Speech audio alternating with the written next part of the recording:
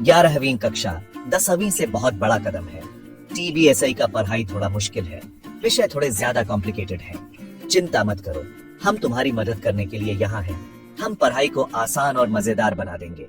बहुत सारे स्टूडेंट्स को 11वीं कक्षा टफ लगती है।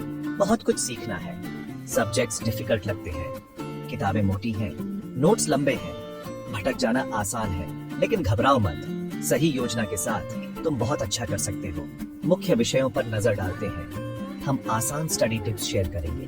आप सीखोगे कि अपना टाइम कैसे मैनेज करना है। याद रखना, 11वीं कक्षा इम्पोर्टेंट है।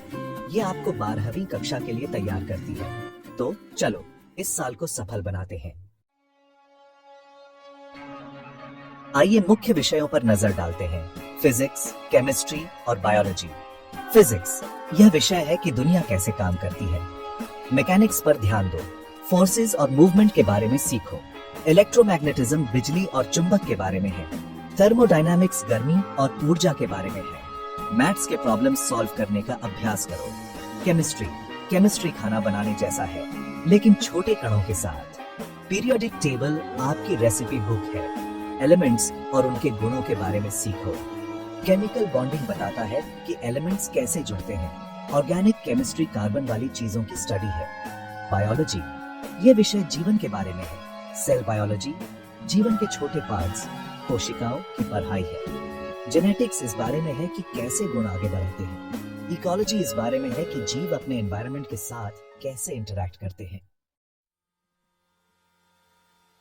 स्मार्ट तरीके से पढ़ना ज्यादा पढ़ने से बेहतर है।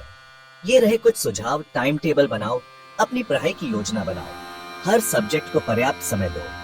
अच्छे नोट्स बनाओ, अपनी किताबों और कक्षा से इंपॉर्टेंट पॉइंट्स लिखो। माइंड मैप्स का इस्तेमाल करो, अलग अलग विचारों को चित्रों से जोड़ो। इससे आपको समझने और याद रखने में मदद मिलती है। नियमित रूप से प्रैक्टिस करो।